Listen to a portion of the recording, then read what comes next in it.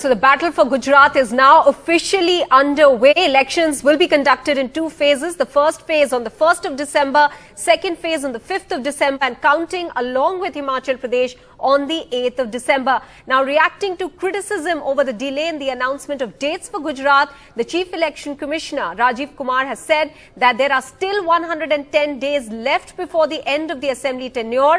That's the 18th of February 2023. So, the elections have been announced well in time. Let me go across to Sanket for more on this now. Sanket, a valid argument, would you say, over there from the Election Commission, considering they've come in for sharp criticism, especially from the Congress party? You see, Maha, as far as rules are concerned, I think the Election Commission is very clear. This is in no way a violation of any rules. What the Congress party continuously maintains, or the opposition is maintaining, that the dates for the Gujarat elections were not announced along with Himachal so that the Prime Minister could have some extra time available to make certain big decisions and make big announcements, which post the announcement of elections you can't do because the model code of conduct is in place.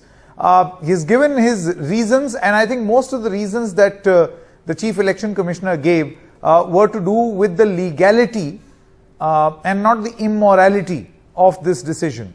Of course, the Election Commission also maintains that legally speaking, they've gone by the rules, they've followed precedents. This is not for the first time this has happened.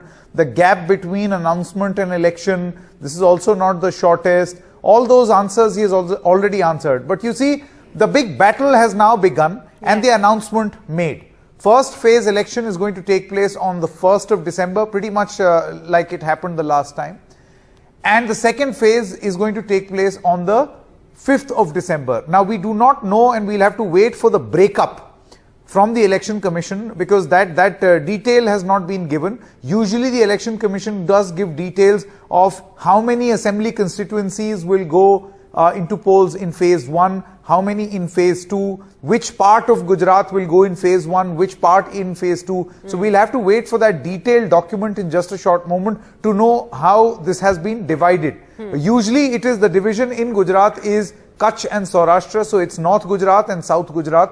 That's how it is usually divided. How is that going to happen this time around? One does not know. The counting will happen on the 8th of December. So on the 8th of December, we'll have the result. Now, politically speaking, Maha, we've been talking about this in the past also. This is for the first time in, the recent political history of about 26, 27 years in Gujarat that you have a three-way contest. Now, obviously, the Congress does not believe that this is a three-way contest, but an Aam Aadmi party has thrown its hat in the ring. Yes. You've got the Congress party, which is trying to retain its turf as the principal opposition party and perhaps have a shot at the center, or a shot at power. And the BJP, who are the present incumbents of 26 years. So it's a prestige battle on all three fronts. But it'll be very interesting to see whether the Aam Aadmi party is going to be the disruptor for Congress, or will it be the disruptor for the BJP? Will they eat into the votes of the Congress, or will they eat into the votes of the BJP? Because if they damage Congress, then, a simple math and calculation will tell you that this is a very easy win then, in that case, for the Bharatiya Janata Party. All right, so let's take that thought forward with Ankit Tyagi, who's joining us live now from Ahmedabad in Gujarat. Ankit, we were talking about specifically the third party that is making waves of some sort, at least created a three-cornered contest in Gujarat, the Aam Aadmi Party. What has been their campaign like so far? And Ankit, what are their plans ahead from here on as election dates have now finally been announced? Well, they are the new kid in the block, on the block, in fact, here in Gujarat. And there is no doubt that people are talking about them. But whether that translates into votes for Arvind Kejriwal and his party, that would be interesting to see tomorrow, in fact. And, what a timing it is, because today the elections have been announced. Tomorrow, Arvind Kejriwal's campaign of asking people, their tried and tested formula of going to people, asking them, tell us who should be our chief ministerial candidate. That campaign ends tomorrow. Mr. Kejriwal is going to be here at around noon, about 2 o'clock. They are going to announce their chief ministerial face as far as this Gujarat campaign is concerned. It is most likely going to be a former television journalist, in Gujarati, hotshot television journalist, Istan Gadvi, who is now with the Aam Aadmi Party, most likely going to be named as the chief minister face of the party. But, important would be this, that from tomorrow till 8th, Arvind Kejriwal is in Gujarat. They are going across. They'll be coming to Rajkot. They'll be going to Morbi, other places as well.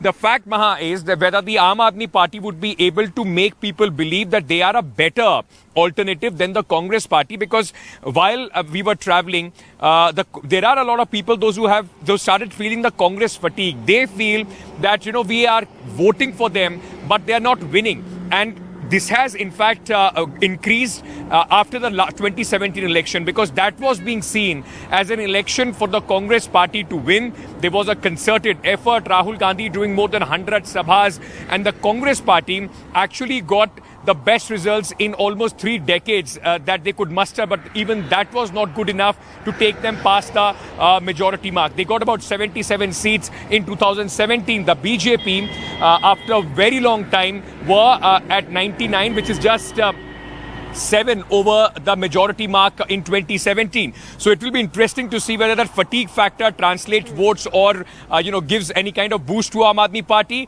or people think that, they are just the new ones in the block. They might not be able to do much. And the infrastructure problems that the Aam Aadmi Party might face, booth agents in every village, booth agents in every polling station, whether those things do creep in. So that will be the interesting thing to see. But very quickly on the point that Sanket was making, that we have not yet known which constituencies would be going in poll in the first phase, which were in the second phase. That also, in fact, is a very important factor, given the Congress is strong in North Gujarat and rural areas. We'll have to wait and see how that In fact, I see Ankit and Maha, I think Arvind Gunasekar is there at the venue where the press conference happened. Arvind, do we now have information on how these phases are going to be divided? How many constituencies going to polls in phase 1 and in phase 2? Yeah, Sanket, in fact, the Election Commission has given that the list of where they have given the how the constituencies will be segregated into 2 phases. In fact, I don't have the exact count, but they have given the list, and I think we can put it out shortly. But coming to the other point regarding this, because there have been several criticism coming from the opposition quarters about how the Election Commission has delayed the announcement of polls in Gujarat, and there are also questions that why didn't the Election Commission club the elections of Gujarat with Himachal when the Election Commission announced the dates for Himachal at least 2 weeks earlier. But what Election Commission has said is that there are several factors that have to be considered before announcing the schedule for any assembly. In fact, what they are saying is that the tenure of this particular assembly, that's the Gujarat, is still sometime at around 18 February 2023. That's almost a good amount of time that the Election Commission has, and that's why, keeping everything in mind, including the security apparatus and all other things in mind, that's how the Election Commission decided to announce the dates for Gujarat Assembly completely separately, because they didn't want the model code of conduct, a lengthy model code of conduct in both the states. If the Election Commission were to announce the elections of Gujarat with Himachal, then the model code of conduct in Gujarat would be quite a lengthy one, and that's why, in order to cut short the model code of conduct, etc., and that's why the Election Commission says that they decided to segregate both Gujarat and Himachal. And on this very important issue about this Morbi tragedy, the Election Commission said that they will ensure that the level playing field is maintained. They would not allow anything that would vitiate the free and fair elections in the state of Gujarat. All right, Tanushri Pandey is also joining us now from Morbi. In fact, Tanushri, this election undoubtedly is happening in the shadow of that massive tragedy in Morbi. Do people believe that their voices will be more effective or important at this point when elections are being held to help them get justice?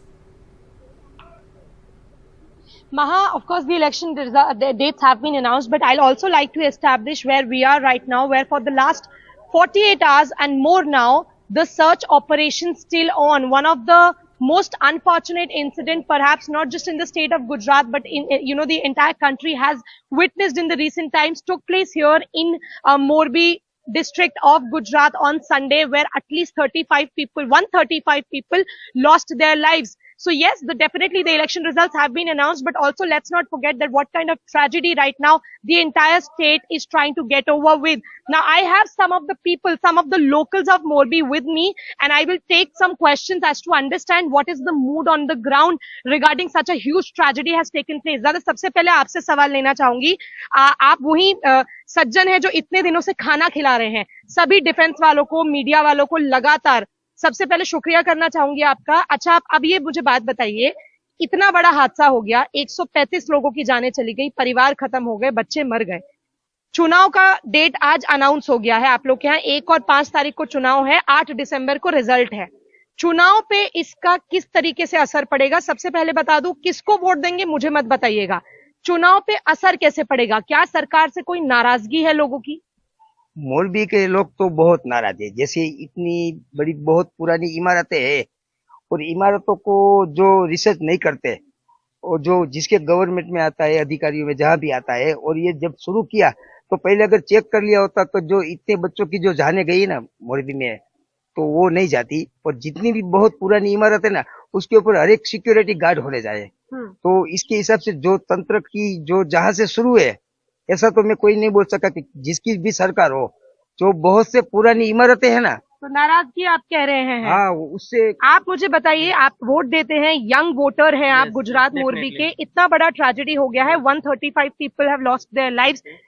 कैसा ये election में आपको लगता है polling पे इसका असर पड़ेगा? Is their anger regarding towards the government? No, that's not issue, but I will say Morbi's people are understanding very well, as well as cable bridge was collapsed is such a mistakes by locals, and other thing was that there is no proper safety way.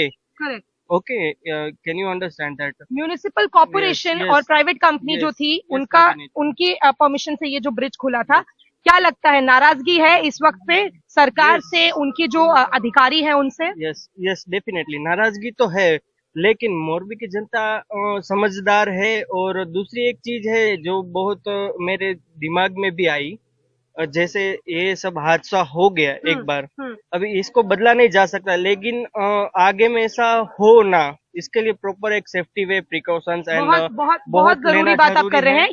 क्या लग रहा है इस पे, क्या voting पे, polling पे इसका Yes, कोई yes. इम्पैक्ट पड़ेगा? यस, डेफिनेटली इम्पैक्ट पड़ेगा, लेकिन मैंने जैसे आपको पहले बोला कि मोरबी की जनता समझदार है क्या नहीं, क्योंकि यहाँ के लोकल्स जो है वो देख रहे हैं, काम को देख रहे हैं, क्या चीज है क्या है नहीं, वो सभी बारी बारी कम्युनिकेट कर रहे हैं, लेकिन जो है वो तो है। सर, आपसे एक सवाल लेना चाहूंगी, आप भी यहाँ के बहुत पुराने वोटर हैं।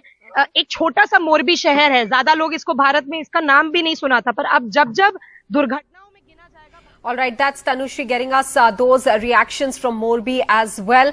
Clearly, this election, Sanket, as we were discussing, will be held in the shadow of that massive tragedy in Gujarat. But let me now bring in our political analysts as well. Ashutosh Srivastav, pro-BJP political analyst there, as well as Tehseen Poonawalla, political analyst pro the Congress party. Tehseen, coming first to you. Today, the Chief Election Commissioner has himself responded to all the criticism coming their way for what was being called a delay in the announcement of dates. He said that there is ample time, 110 days to go before the end of the Gujarat Assembly tenure. Do you and the Congress party believe that's a valid argument that has now been provided?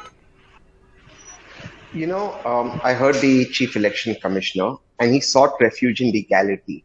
But one of the most important questions that we must ask ourselves is legality over morality.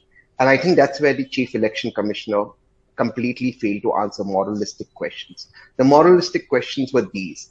Last time Himachal and Gujarat were announced together. Yes, legally, he still has time to announce Gujarat and they did it within time. But why were they not announced together? Question number 2. Last time during the Gujarat elections, we all remember how the model code of conduct was violated by the Honorable Prime Minister of Gujarat, Prime Minister of India, by flying that seaplane in Gujarat and saying first time in India seaplane is flown. Since then, that seaplane wasn't flown. Why were these exceptions made? What action was taken post that? Will these now apply for the Prime Minister? And why was the Honorable Prime Minister allowed to make announcements after announcements? And only when he finished the announcements and the inaugurations was this announced election. I have one very pertinent point to ask, and I'm very disappointed no journalist asked the election commissioner this. For Morbi, what happened? Isn't somebody election commissioner or the election commission responsible? Had they announced these dates earlier, the bridge would not have been inaugurated the way it was. These inaugurations that happened, this fanfare, shouldn't the election commission at least morally take up some responsibility? All right. That's the argument coming in from Tehseen Poonawalla. Let me now go across to Ashutosh Srivastava for a question with regards to the three-cornered contest in Gujarat this time around. The Aam Aadmi Party is there as well. Will it be advantage BJP, considering that what most people believe is the opposition votes will be split? See, that could be a probability, but see, this is the first time AAP is contesting election in Gujarat, so it will be very difficult to say at this moment. But see, the people of Gujarat will obviously see whatever the government has done so far, what developments have been carried out, and how the lives of people have changed, what kind of investments have come to the state. And all these factors will matter so far as the Gujarat people are concerned. Also, the employment and other factors, as we have seen recently, many big investment have gone to Gujarat from so many other states. So that would, I think, will make a good impact so far as the ruling BJP is concerned at present. Okay. And so far as my friend said about the election commission, I do not find anything wrong which has been decided by the election commission. The election commission is very much within the ambit of law so far as Article 324 of the Constitution is concerned and other laws are concerned.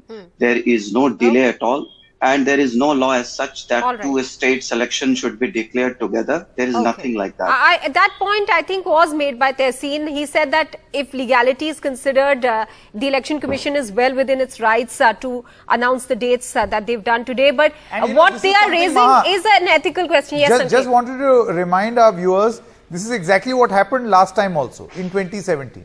So, in that sense, this is not something unique which has happened this time around. Of course, the questions around it are being raised. The Congress party is raising questions on the fairness of the election commission. The EC, the Chief Election Commissioner, responded. But you know, Tehseen, the bigger question over here is, let's keep the election commission out of the process and talk about the electoral contest itself.